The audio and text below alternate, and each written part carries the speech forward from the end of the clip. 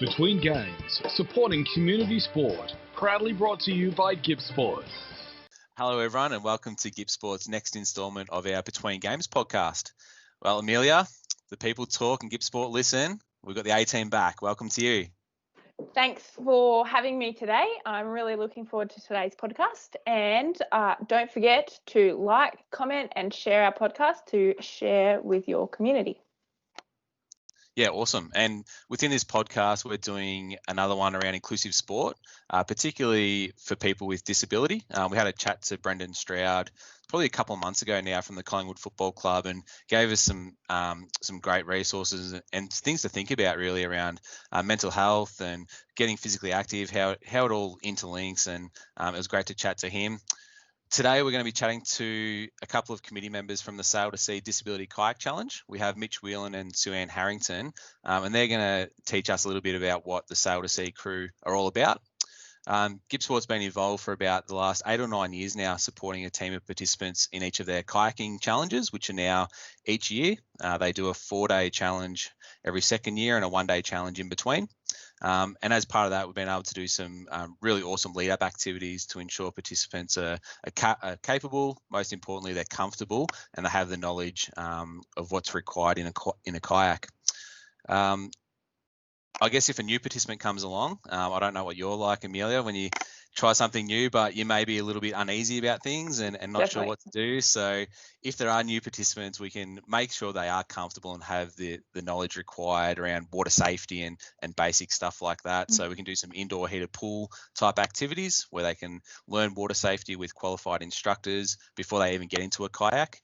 Then they can jump into a kayak. They've got some flat water guides there that have been trained up to show proper kayaking techniques. And then what the fun part, I guess, is getting to tip people out as a rollover type activity. Obviously, it's all within a safe and supported environment before we go into a river system. So we do a lot of sessions at the Sail Rowing Club. They have an accessible floating jetty there, and then into a lake environment. So been a number of days out at Lake 𝘓𝘃𝘗𝘓 and the 𝘓𝘓𝑃𝑟𝑚, which has been fantastic. Before we have a chat to Mitch and 𝘓𝘓𝘃 though, I know I'm really excited, you're really excited to announce that we've got a All Abilities Physical Activity Challenge coming up in September, just around the corner. So obviously with the current community sport restrictions and barriers to participation, it's very easy to become less engaged and physically inactive. So what we've sort of come up with is an All Abilities Physical Activity Challenge. And over the past few weeks, we've been promoting this, particularly through Facebook, email, newsletter resources. Amelia, what's our response been so far? Yeah, well, we've had a great response from individuals and disability service providers, and they're all jumping on board to get active. But it's not too late to join. Brenton, how can other people get involved? Yeah, it's really easy, and you can do this in a number of ways. First of all, you can check out our website, which is just www.gippsport.com.au. And on the homepage, there's actually a tab there called the All Abilities Physical Activity Challenge, where you can click on that, and there's a Survey Monkey link. So you can just click on that. It takes 1 or 2 minutes to register. It's very simple. Or if you're a bit unsure, please contact either Amelia or myself at GippSport, so we can either register you over the phone, we can communicate via email or text, whatever's easiest for you. Also, if you attend a disability support provider or Gippsland Specialist School, we can send the teachers and staff some information and resources. So if you wanted to become physically active at your school or service, they can help you do that and record the information and then send it back to us. We're doing this between the 7th and 13th of September. So you've got a whole week to do something. And the best thing about it is you can be really flexible in what you can do. You can set yourself a massive challenge of running a marathon if you wanted to, if you've got those ambitions, or you can just go outside and play basketball or golf or something in the backyard for 5 minutes. It's really up to you. Amelia, I know you've got some really great ideas on what people can do to be active. Yes, well, I also won't be running a marathon, but I might do some dancing in the lounge room. I will take the dogs for a walk, or just get active in the backyard with family. Yeah, awesome. Like we say, it's really flexible. It's up to you what you want to do. if you would like, and you certainly don't have to, but we would encourage people to share any photos of their activity, photos or videos. They can send them to us or upload on our Facebook page, and we'd be happy to share, because sometimes it's really cool if you see someone else, they've gone and done a part of a rail trail which you didn't know existed, or they've gone and exercised somewhere that looks really good, it's got nice views or something like that. So we can share them out with everyone, and it may encourage you to go to someone else's exercise spot and try it out. So most of all, the best part, Amelia, prizes. Just for registering and being involved, you receive a certificate of participation and a medallion. So unfortunately, we can't present them face to face at the moment, but we'll send them straight away to your postal address that you've given us. Also, specialist schools and disability service providers have a chance to win a $200 sports voucher. So if you have 5 or more students or clients, register and participate, then you automatically go into the draw. And if you do win that $200 voucher, you can then buy some new sports equipment for your service or school, which would be really awesome. Get your kids and clients active whilst they're there at the facilities. Now, Amelia, we're running this as part of a 30-day promotion of inclusive sport in Gippsland, which we've been running for a few weeks now. What are some of the examples that we've been promoting across our Facebook page and within our resources? Yeah, so over the next 30 days, we've got some really exciting content coming up on our Facebook page or website. And we'll see what other organisations are up to, including Disability Sport and Recreation, where they work to make sure every Victorian with a disability has equal opportunity to sport and active recreation of their choice. And if you want to get a glimpse of what they're all about, you can visit our Facebook page and have a look at the post there. We'll also be promoting the AAA Play, Special Olympics Australia, and other state sporting associations and what they have to offer. And if you're a sports club in the area and wanting to get more people with a disability into your club, we'll be sharing a range of different resources to assist you on how to become more welcoming and inclusive. And we'll also be showcasing some Gippsland-based athletes and programs and different clubs that are providing some really great opportunities for people with a disability. And you'll be able to find some of the Gippsland champions that have jumped on board for our physical activity challenge as well. So some really exciting stuff, and I encourage everyone to check it out. Fantastic. And if there are some clubs, associations, facilities, or athletes that are out there that are doing some really good work and want to share their story or case study, whatever it may be, then we're more than happy to share it for you. So please get in touch with us as well. Well, Amelia, it's time for our guests, and we have the wonderful Sue-Ann Harrington and Mitch Whelan from the Sail to Sea Disability Kayak Challenge. Welcome, guys. Thanks. Hi. It's great to have you on today for our Between Games podcast. In this podcast, we're talking about inclusive sport and recreation, and you guys have a wonderful charitable organisation that are doing some really good things. So we thought we'd get you to come and jump on board and tell us about the Sail to Sea. So I might throw it over to you, Sue-Ann, first, put you on the spot. Can you give us a little bit of a brief history about Sail to Sea? One of our co-founders, Andrew Bedgegood, had an accident back in 1983. And as part of his rehabilitation and physical fitness program, he started to paddle to strengthen the upper body. A friend of Andrew's, Troy, who also had a similar vision to help support Andrew and others like him with a disability to be able to participate in something that they probably would think was out of other people's reach. So together in 2009, they did their first Sail to Sea challenge, and there's only 3 of them, and that was for Limbs for Life, which Mitch can tell you a bit more about that. So Limbs for Life was a charity that raised funds to help support primarily amputee people with their prosthetics and limbs that were needed for their everyday use. So back in those days, it was probably a little bit harder to get the funding from the government, so that this organisation raised as much funds as they could. Andrew and Troy and a few other people that were involved in the very first paddle raised, I'm sorry, I don't remember the amount, but they raised quite a bit of money for Limbs for Life, which then flowed on and to become what we know as Sail to Sea now. Fantastic. So it started off with the 3 of them, Sue-Ann, and then I believe it grew pretty quickly from there. What happened after that first expedition, if you want to call it like that? Yeah, well, every second year they do a 4-day challenge, which involves kayaking from the port of Sail to Lakes Entrance. The distance is about 120 kilometres spread out over the 4 days. And the one-day challenge is the opposite year. That's about 30 Ks. So we provide support, encouragement to anyone that wants to participate. Some of the support we provide is loaning kayaks, having paddle supporters in the double kayaks, support boats that help switch paddlers between kayak and boat when they've had enough. The second challenge was in 2011 with 60 participants, so it grew rapidly. I started my journey in 2013 after one of my amputee clients challenged me to practice what I preach and give something new a go. So over the years, we've had quite a few different disability people, vision impaired amputees, stroke victims, and I think I've gotten more out of paddling with them on the water than I have helping them out. They're just a bunch of amazing people. And Mitch, for you, when did your passion with the Sail to Sea start? So I've known Mr. Bedgood for a long, long time, and he used to fire me up a little bit, saying that if a guy with one leg could do this kayak caper, I could probably do it as well. Me not wanting to back down from a challenge, of course, went and bought myself a kayak, didn't know what I was getting in for, and my first kayak challenge was the 4-day event in 2015. Which I completed, much to my surprise. That was my real introduction to what it was about, and it was within that next year I become a flatwater guide, and I become heavily involved in the committee and as much as I could to support Sail to Sea. Sounds really great, and sounds like a great challenge for people to get involved in. So I've got another question for you, Sue-Ann.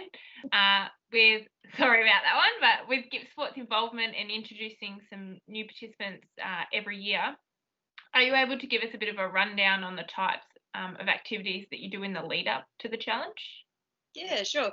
We do training sessions leading up. I think 6 to 8 weeks, depending on weather and timing and everything else. We do them down at the Port of Sail. So Sail to Sea provide the kayaks, the life vests, the paddles, and also fully qualified kayak instructors, as well as other volunteers from Sail to Sea group. So they all get in a kayak either by themselves or with a disability support person, and that's where they do their warm-up. So that's one way. We also have come and try days at the 𝘓𝘓𝘵. So there's for disability, all abilities and families to come along, have a bit of fun, see what kayaking's all about.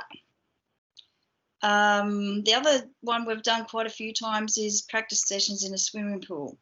So we started off at 𝘓𝘓𝘓, but then when it got into cooler months, we actually then went over to the Sail heated pool. And they're good experiences for people to fall out in a safe environment. We teach them how to fall out and how to safely stay with their kayak until someone helps them.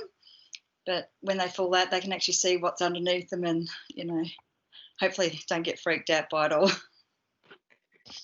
And when you say fall out, Sue-Ann, let's be honest, they get tipped out on purpose in a safe environment, though, of course. Yes, we teach them what to do before we actually tip them out, how to keep hold of their kayak, how to roll forward safely and move away from the kayak as you roll. Yeah, awesome. I'm going to throw one to you, Mitch, because you look eager to answer a question here. Right, definitely. So Sail to Sea mainly has a purpose of working within Wellington and East Gippsland, or that's where the challenges are mainly facilitated. And at the end of it, there's some people can apply for grants to make their life easier, I guess, in a sense. Are you able to give us a couple of examples of some grants that Sail to Sea has given out to individuals? Yep. So in the past, we've had people apply for grants through Sail to Sea it was normally a gap from when the government funding wouldn't fund for the full amount of something that they required. So we could come along and support them with some money on a grant. Examples of that, we've built access ramps in the back of properties that have got a high access point at the back of the property. We've actually paid for assessment time for professional assessors to come down, like OTs and physios, to come down to Melbourne to help a young boy down in Lakes Entrance. We've funded or partly funded electric wheelchairs and manual wheelchairs. We've we fully funded equipment for an electric wheelchair for things like an iPad support for communication and so forth. So we've always sort of supported the local disability. And when I say local, anywhere really from down Lakes Entrance all the way up through to Traralgon sort of area. And to this day, we still have people that apply regularly for grants, looking for just a stopgap so that they don't have to pay everything. And SRLC is a charity group that raises funds to do these things. Sounds like you're really supporting the community, which is great to hear. Yep. So I have another question for you, Mitch. I Yep. hear that South Sea AGM is coming up, or planned to be coming up. Are you looking for any new volunteers to jump on board? Yep. Always looking for new volunteers. Sue-Ann and I can both attest that, we get so much more of it than we do actually give in our volunteer capacity. Look, it's probably a bit of a niche, unique volunteering because we're supporting typically more disabled people than anything else. We're supporting able paddlers as well, but we like to think that we're a very close-knit team and that we work very well with others, and we support them the best we can. Everything that we do has, we cover risk and anything that could arise. So we like to think that we've got everything covered. We've never had any problems in past challenges or come and try days. What are you saying, Sue-Ann? Touch wood. So look, we love our little family. We love our volunteers, and we love our people that come along and come to our events. One thing I didn't mention was the Bundy Boogie dance we have at the Bundy Hall, which is 4 times a year, I've got a real soft spot for that because I used to work in disability and I know a lot of the participants, and we all have a fantastic night. We have a great time and it really fills a gap. So that's, SRLC is really about supporting local people. And if you're interested, if you would like to be part of a community project, please come along to our AGM. Unfortunately, with COVID restrictions, we've had to change our AGM date. It was going to be later in August. I can't actually tell you the date at this point, but we'll probably advertise it on our SRLC Facebook page as well as our website page. So just keep an eye out for them. But more than welcome for anyone to come along and ask as many questions as they want and get to know us and see what we're about.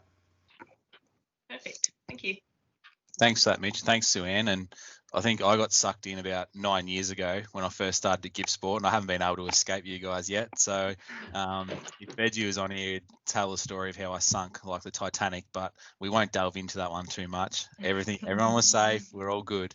But yeah, it's a fantastic opportunity for people with disability to become involved in kayaking. And like we said at the start, there's many options for people to get engaged. You don't have to have any experience at all to start off. We do it all in a very safe environment with experienced people like yourselves and other volunteers that are there. So I think people appreciate the opportunity to get out in the water and kayak and learn to kayak for the first time. So Mitch, I just had one other further question before we finish up. Just some of the people that are engaged over the time, can you give us a range of disabilities? People that have come along? Yeah, look, certainly. Obviously we have able-bodied paddlers every day people. Anyone can join and come along and support us and support others, and you can do it in a group, you can do it individually, it really doesn't matter. We're happy to support you to be part of what we do. As far as the disability part of what we do, obviously GippSport have support us all this time, and as GippSport can attest, we have people with physical disabilities, intellectual disabilities. It could be obviously amputees. We have 2 or 3 amputees that regularly attend all of our events. Part of our Bundy Boogie that we have covers a wide area of disability, so we cater for a pretty broad sort of an audience. But we offer support. We've always offered that support. Out on the water, we've got support vessels. Sue-Ann and I are flat water guides. we're qualified to instruct, as well as keeping it safe out on the water for everybody. The Bundy Boogie, we have, nothing but support from the Bundy Hall, the Bundalegua Hall, and their great facility that's just been improved at the moment. So, look, it's open to everybody. I wouldn't like to say it's just a disability challenge. It is really open to any individual. But if you think that you're up for a challenge, come and see us. Yep. Fantastic. Well, thanks again for jumping on the Between Games podcast, and thanks for the work you're doing with Sail to Sea, because you are really making a difference to people's lives and giving them a chance to participate in something they maybe couldn't. So thanks very much, and look forward to chatting to you soon. No worries. Our pleasure. Thanks. Thank you. Thank you. So Amelia, now that we've had a chat to Mitch and Sue-Ann, I don't think you've been involved in the Sail to Sea challenges as yet. Can you see yourself getting into a kayak for the next challenge coming up? Yes, I definitely can. I would love to be involved in the next challenge. I don't know about being pushed out and rolled around, but I definitely would love to get out there and have a paddle. That sounds like a lot of fun. Yeah, it's certainly a fantastic experience, and everyone comes away with it very happy with their achievements, whether they've kayaked for a couple of kilometres or they've done a whole day or 4 days. It doesn't really matter. It's such a supportive environment that everyone just enjoys themselves. So thanks again to Mitch and Sue-Ann for jumping on board. And before we close our Between Games podcast, I guess we should remind people to jump on board the All Abilities Physical Activity Challenge. There is still time to get on there and register. If you have any issues, please contact Amelia or myself at GippSport, and we really look forward to seeing your photos and videos of you being physically active during September 7 to 13. So thanks for listening and watching. For more information on Between Games, visit www.gippsport.com.au. Between Games is supported by Vic Health and the Department of Health and Human Services. GippSport, supporting community sport.